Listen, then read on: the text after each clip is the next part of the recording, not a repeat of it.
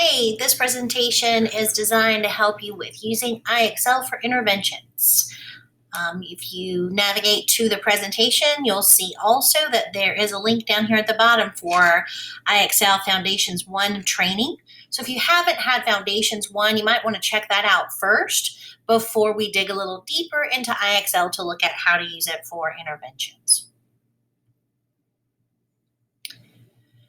The information presented in this presentation here is based on our IXL intervention protocol. What we have pictured and linked here from the presentation is the adaptive protocol for hybrid and remote learning.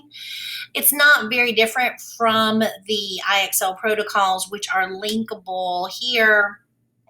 When you go to math and literacy skill progressions, it's going to take you to where you can navigate to grade-specific IXL interventions that have the skill progressions for literacy and for math on those protocols.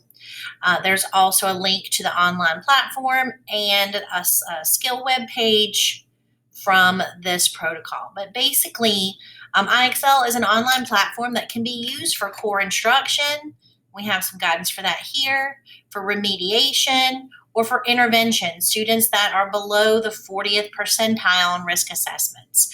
It's essential, it is an essential practice to define intervention instruction. And so that's what a protocol is. It includes the I, instruction, C, curriculum, and E, environment, that defines an intervention for students that are at risk. And so that's what this presentation is designed to do, is to explain the IXL intervention protocol instructional plan. So first thing is make sure you can log in and that your students can log in. Teachers and students should be able to navigate through their ClassLink apps. And so you can see this highlights what the IXL app looks like here and navigating to ClassLink for Cleveland County Schools. If you navigate through ClassLink, it's a single sign-on, meaning that you and your students should, if you can navigate to IXL, if you click by clicking here, it should just log you in. But if something happens and you're not able to log in through the ClassLink app, just navigate from this site and then type in your login and password. If you need help with login and passwords, reach out to your CTC or administration, or just reach out to me, ggold@clevelandcountyschools.org, and we'll make sure that we have you set up. So once you are able to log in, that should take you to the dashboard here. So you'll want to make sure that you have your students roster. So if you click on the up here, there's a drop-down menu under your name. And the first item that you'll see that's an option is roster. When you click roster, it'll take you to a page that looks like this, where you can see if your students are indeed on your roster.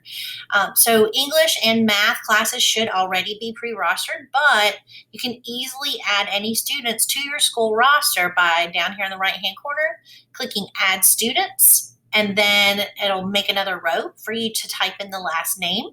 And then when you type in the last name, there'll be a little menu option that populates, and you can just select the student, and then that student will be added to your roster. Pretty easy. And then for creating classes, if you click all students at the top, you'll see where you can select manage classes. And when you select manage classes, this little window will pop up, and you can click add class, type the name of your class, and click done. And then when you click in the class column, you'll see that drop down and you can select your classes. So let's take a look at a few of those, those few things there. So when you first log in, it should navigate, let's see what the main page, there we go. So when you first log in, it should look something like this. And then you'll see your name in the top right-hand corner. And so from the dashboard, you're gonna click roster. And here's my roster of students. And if I click add students, you can see down here where I can type in the last name. You see the little menu that pops up. I can click that student. And then as soon as I click them, it'll add to my roster. Okay, I'm gonna take them off though. And then up here at the top, you can see all students, and you can see where I have a couple of classes here. I can click manage classes. I can click add class. I'm gonna type example. Click done. And so now in this class column right here, see we're next to this student, I can click, I can see my options of classes. Oh. Let's try that again, add class, example. Let's just do class 2. Maybe you didn't like that I said maybe I need to click save right there and then click done. So make sure you click save, and I'll add that to the directions on the slide, and then click there. Now there's our class, and click save. Okay, so that's how you can, if your students aren't already rostered there, you can add them to classes here. Okay, so I think that covers that part there. And then let's talk about making assignments. So there are different ways that you can make assignments, and we'll show you those there. First, I would recommend, especially with intervention, and students might see the grade level they're working on, the interventions are set to skill progressions that are below grade level. We'll show you that in a few minutes. But I would recommend going to your settings and selecting profile and settings. So that same place where we went to roster, choose profile and settings. And then you'll see a window pop up, and you scroll down just a bit, and then you will select, you'll have an option to select hide grade levels. And if you select hide grade levels, it'll give you that option for all students or for your classes. And when you select that, it will change from grades here to levels. So instead of second grade math, they would say level D math. So that just gives a little takes away that issue of what grade level am I working on, and focusing on just working on the skills, making sure I have the skills I need so that I can learn my core instruction. So, and then for making assignments, you can go to a level and you can click the little stars. I think that's on the next slide. Right here. So you can, oh, it is on the slide. So there's little stars right here, and you can click the stars to assign skills. You can also click and hold the star, and your classes will pop up. So if you want to make assignments to just certain classes or groups, you can do that also. Okay. So let's look at that as an example. So if we go back to our dashboard here, you can see we can click profile and settings, and then we can scroll down a bit, and we can see high grade levels. And you can see that I can choose who I would like to enable that for, check mark it, and click submit. And then under learning, I can go to level I want and see how these are starred here. I could also click the star here and hold it and assign it to one of my classes by highlighting those stars there. So that's a real simple and easy way that you can make assignments, because your students' view will look just like this, and so they will see the stars that would indicate the grade, the skills you want them to work on, and we've removed that grade level there, so we can just say go to tab D and click any of the, or practice on any of the activities that I've starred. So that's one way that you can make assignments to your students. For interventions, it's really important that you follow skill progression for interventions. So there are some resources to help you with that. So students indicating risk, according to risk assessments like iStation, Start Reading or Math, Easy CBM, they indicate that students may not have the skills they need to learn grade level content. That's what that below 40th percentile indicates, that if they're below the 40th percentile and they're struggling with core, it's very likely that we've got to fill in some skill gaps for these students for them to be successful with their core. So there's a skill progression for each grade level to follow for students at risk.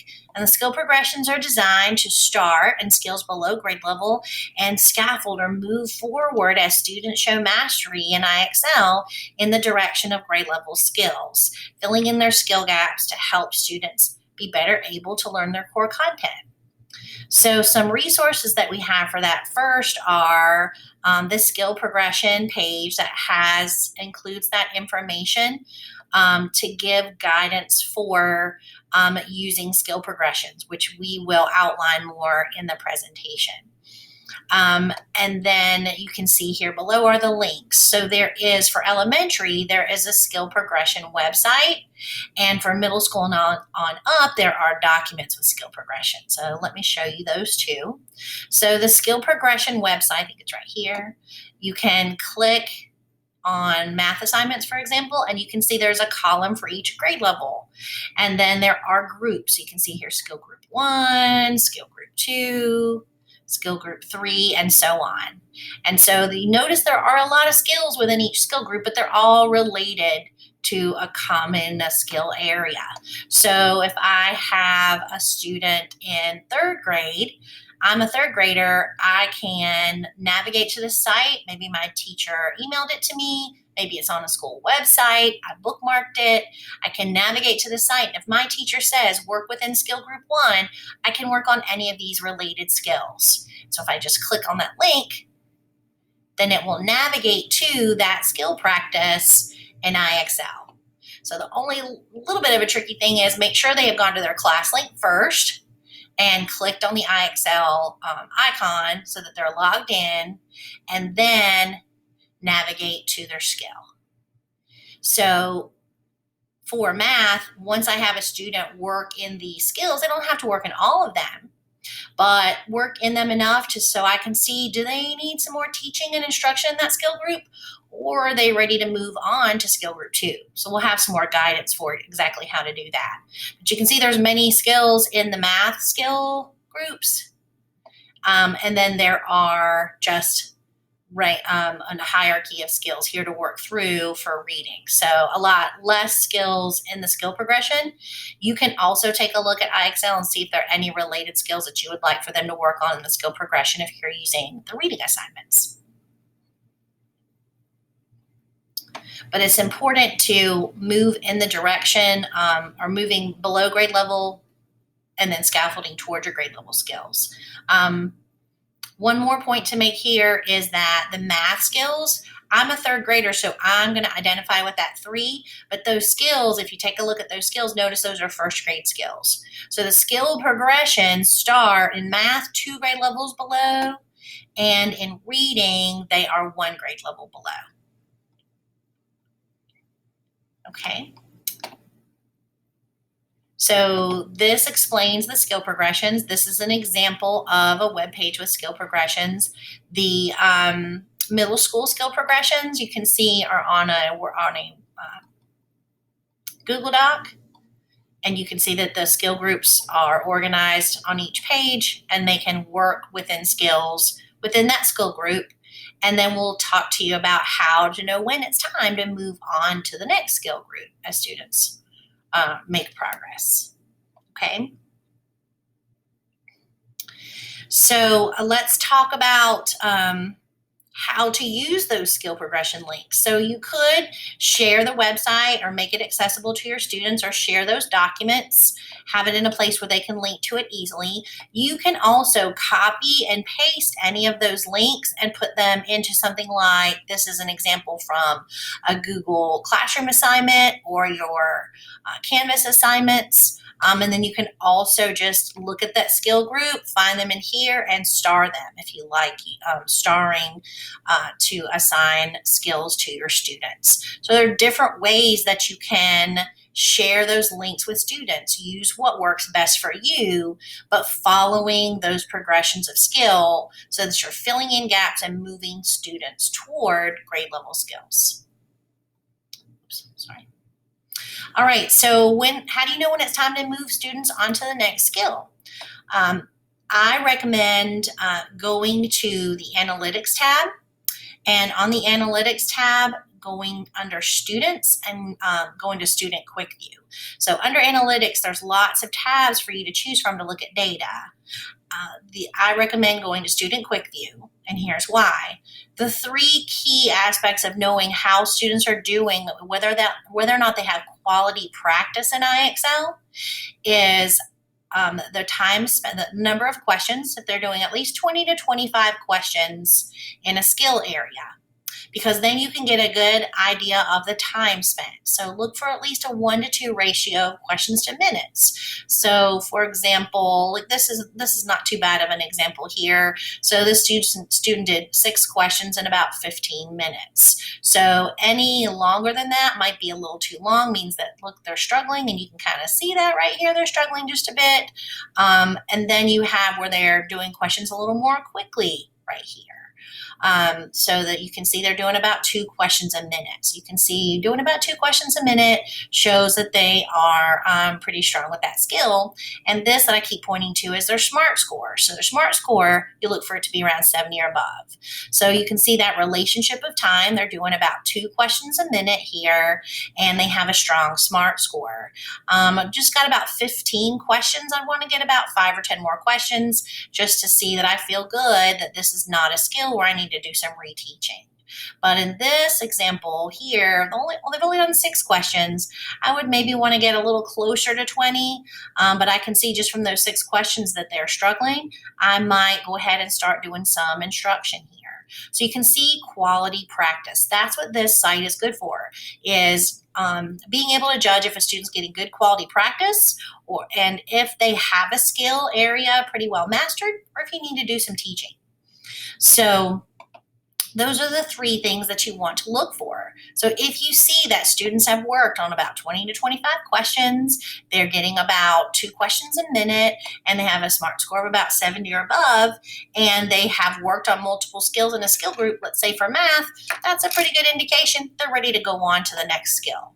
So you're just trying to look for where are the holes in their understanding, fill in those holes, and move them forward. So if I show you here on the live view, so if we go back to the main page, you have like your 3 main tabs here: learning, diagnostic, and analytics. So if we go to analytics, we can see all the different options.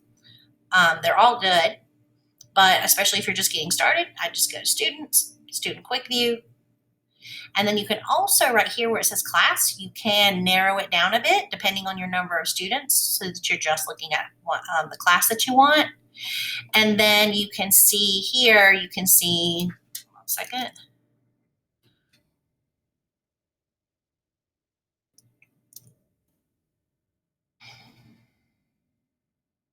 So zoomed in just a bit here, so you can select the week, so you can narrow your view to the more recent work that your students are doing. And you can see here the number of questions for each skill, total questions, the number of total minutes and minutes per skill, and then you can see SMART scores here. So for your SMART scores that are lower, first look and see how many questions they've answered. So your guidance might be answer a few more questions there. It looks like you're starting to struggle.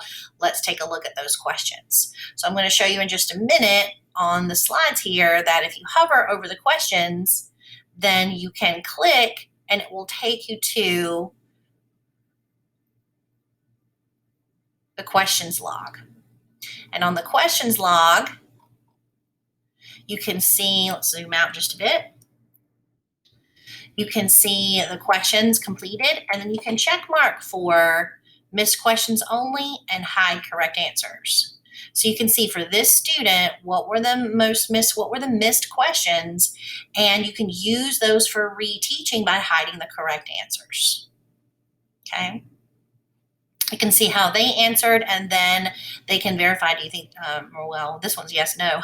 So there's pretty much, they can narrow it down here, but for when there's not just a yes, no option, you can hide the correct answers and talk it through a bit, or you can talk about how they answered, what was their thinking, and do some reteaching according to what they're missing.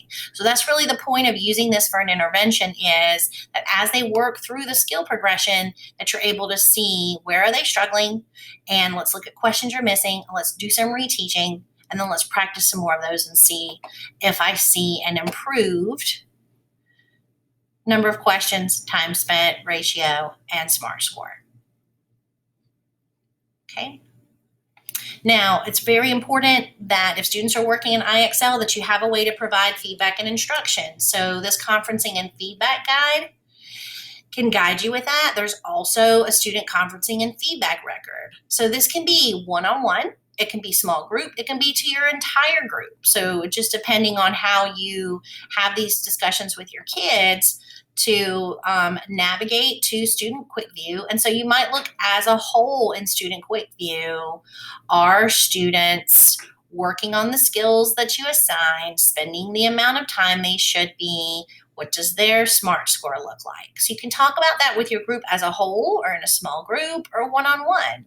And then you can also celebrate successes. So that one-on-one celebrating successes, or maybe pointing out one or two people that you want to give a shout out to that have done a great job with their skill practice time spent, their SMART score, something like that. So celebrate some successes, and then you may discuss concerns. So you may say to a group or a class, I noticed that many of you had a SMART score below 70 for some of these questions. Let's pull them up and talk about them. That could also be done one-on-one. Let's navigate, let's look at the questions you're missing, and let's do some reteaching. So I can do this as a whole by looking at my Student Quick View and questions are missing, or I can do this small group or one-on-one. But giving some type of feedback that shows students that you're looking at their scores, you can tell the quality of their practice, and you're teaching to where you see that they're struggling. And then setting motivation and goals. Let's see if we can, if it's your whole class, let's see if we can all increase our SMART scores by a certain number of points. If we can all get above 70, if we can all work at least 30 minutes, if we can all have a better ratio of time per question. So maybe have each student set their own goal for their SMART score and see if they reach it by the next week. So some type of a goal that you can reflect on and see if you reach each week. So it doesn't take a whole lot of time to do the conferencing, but it is an essential piece. And whatever your dynamic of your time and your number of students is, at least provide it as a group. The smaller the group, the better. But if you need to do it as a larger group, that can still be done and still be effective. And then just keeping a record of conferencing, especially for students that are really showing intensive need, that are below the 10th percentile on risk assessment, I would definitely do something like this to keep track of when you conference, if students are meeting goals, and any notes related to what you see when you look at their data. Okay, so that's the feedback and instruction piece. All right, so I hope that that gives you a clearer view of how to use the IXL intervention protocol, that you're able to log in, that you're able to set your rosters, create your classes, that you know the different ways that you can set student assignments. You understand the importance of skill progression for interventions, and have ideas of what would be the best way to use the skill progression links for your groups. And you have an understanding of how to use your IXL data to move students to the next skill and understand the importance of feedback and instruction. So if you have any questions about this, just email me at ggold@clevelandcountyschools.org or call me at 8087. Thanks for all that you do. You are much appreciated, and I hope you have a great day. Thanks.